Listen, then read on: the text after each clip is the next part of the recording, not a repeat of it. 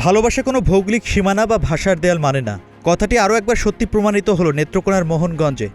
Social media ফেসবুকে পরিচয়, সেখান থেকে প্রেম, আর সেই প্রেমের টানেই সুদূর চীন থেকে প্রায় 1000 কিলোমিটার পথ পাড়ি দিয়ে বাংলাদেশে চলে এলেন চীনা যুবক ওয়াং সুলিন। ভালোবাসার মানুষকে আপন করে নিতে পরিবর্তন করেছেন নিজের ধর্ম। নতুন নাম মোহাম্মদ নুরউদ্দিন। এরপর মহা ধুমধামে বিয়ে করেন মোহনগঞ্জের মেয়ে লিজাকে। ঘটনার সূত্রপাত মাস দুয়েক আগে মোহনগঞ্জ পৌর শহরের দৌলতপুর এলাকার বাসিন্দা ও স্থানীয় ফার্নিচার ব্যবসায়ী মোহাম্মদ নাজিম উদ্দিনের মেয়ে লিজার সঙ্গে ফেসবুকে পরিচয় হয় চীনের লুবেই প্রদেশের লুরাং শহরের রেস্তোরাঁ ব্যবসায়ী ওয়াং সুলিনের। লিজা মোহনগঞ্জ সরকারি কলেজের স্নাতক দ্বিতীয় বর্ষের ছাত্রী। কথাবার্তার এক পর্যায়ে তাদের মধ্যে গড়ে ওঠে নিবিড় ভালোবাসার সম্পর্ক।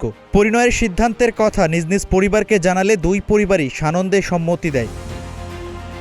এরপরই প্রেমিকার আহ্বানে সাড়া দিয়ে গত 18 জুলাই বাংলাদেশে উড়াল দেন সুলিন। ঢাকা বিমানবন্দরে লিজার পরিবার তাকে উষ্ণ অভ্যর্থনা জানিয়ে নিয়ে যান মোহনগঞ্জে। পরে 21 জুলাই ওয়াং সুলিন ইসলাম ধর্ম গ্রহণ করেন এবং লিজার সঙ্গে আইনজীবীর মাধ্যমে এফিডেভিট করে তাদের বিয়ে সম্পন্ন হয়। বৃহস্পতিবার রাতে অনুষ্ঠিত হয় গায়ে হলুদের অনুষ্ঠান, আর শুক্রবার আয়োজন করা হয় বিবাহোত্তর সংবর্ধনার। বিদেশি পাত্র হওয়ায় বিয়েটি ঘিরে ছিল এলাকাবাসীর বাড়তি আগ্রহ।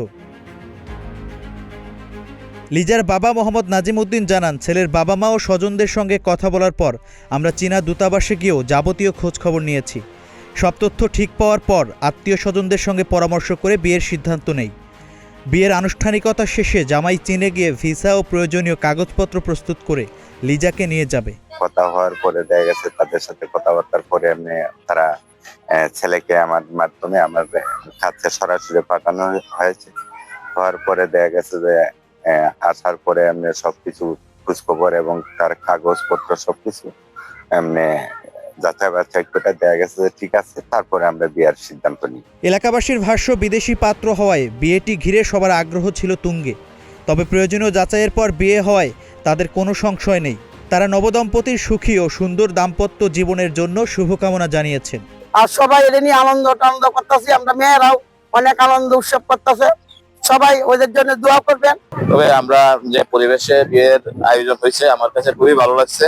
আশা করি তাদের ভবিষ্যৎ জীবন যদি সুন্দর এবং সফল হয়, আমরা এই দোয়াই করি। ধর্ম, সমাজ আর দেশের সীমানা পেরিয়ে যে বন্ধনে তারা আবদ্ধ হলেন তা যেন রূপকথার গল্পকেও হার মানায়। 1000 কিলোমিটার দূরত্ব কিংবা ভাষার ভিন্নতা কোনো কিছুই যেন খাঁটি ভালোবাসার সামনে বাধা হতে পারে না। লিজা ও নুরউদ্দিন দম্পতি যেন সেটাই আবারও মনে করিয়ে দিলেন। Shahin Alam, green TV digital.